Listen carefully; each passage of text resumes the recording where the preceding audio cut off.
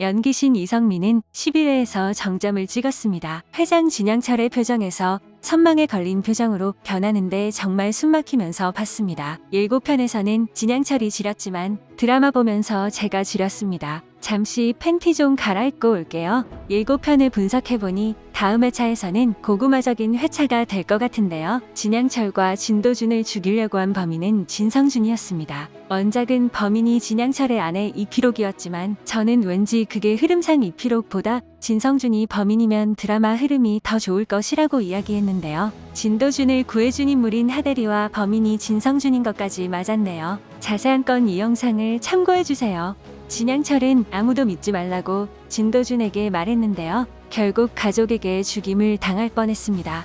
그런데 진성준은 이 사실을 어떻게 알았을까요? 진양철은 순양금융지주회사 설립에 대한 기자 회견을 진도준과 함께 가다가 교통사고를 당했는데요. 이 사실이 얼마나 급비였냐면 장남인 진영기와 둘째 아들 진동기가 기자회견을 한다는 사실을 기자회견하기 전에 알았습니다. 이렇게 급비리에 진행된 일인데 진성준은 어떻게 알았을까요?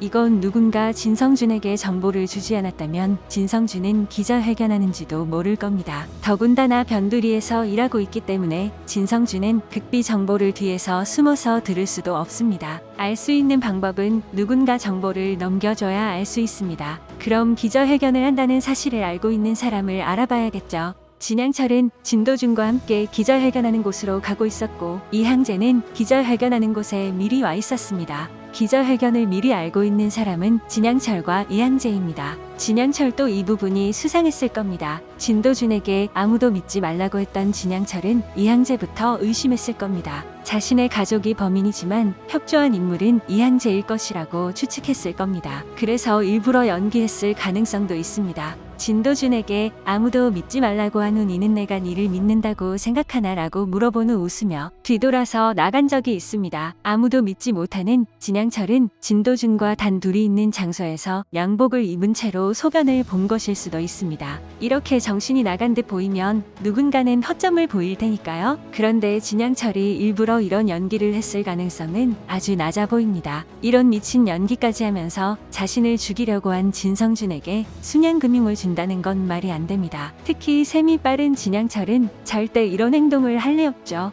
그런데 다행인 건 작가가 진영철의 질병을 치매라고 하지 않았습니다. 더 극적이고 대중적으로 가려면 치매로 가면 되는데 경명이 생소한 선망으로 갔습니다. 이렇게 간 것은 분명 이유가 있습니다. 치매와 다르게 선망은 유병 기간이 몇 시간에서 며칠입니다. 즉 진양철의 질병은 완치가 가능하다는 거죠. 진양철의 무릎에 담요가 있는 걸 보니 소변을 본 후의 장면인 것 같은데요. 이 장면에서 진양철은 질병이 빨리 호전될 수 있는 힌트가 있습니다. 선망 치료 조건은 은은한 조명 사용과 밤낮을 구분할 수 있는 창문이 있는 방, 환자에게 친숙한 상황을 유지, 평소 사용하는 물건도 함께 두는 것도 좋음, 안경이나 초청기 착용. 이유는 환자가 기력이나 청력이 저하되어 주변 자극을 구분 못하면 환자의 불안감이 더 악화될 수 있기 때문입니다. 이 장면에서 진양철이 좋아질 수밖에 없는 환경이라는 걸 알 수 있습니다. 특히 병원이 아닌 집으로 온 이유도 배 언급한 내용 때문일 것으로 보이는데요. 단 2시간만 진양철로 살고 싶다던 진양철은 이제 진짜 모습으로 돌아올 것으로 보입니다. 위기는 기회이듯이 이번 기회에 진양철을 죽이려고 했던 인물과 배신자들을 함께 차단했으면 좋을 것 같네요. 12회 예고편을 보면 고구마지만 그 다음에는 시원한 사이다가 있을 것으로 기대됩니다. 여러분은 어떻게 생각하시는지 함께 의견 나눠주시길 바랍니다. 이상 두중이는 다음 영상으로 만나요. 그럼 안녕!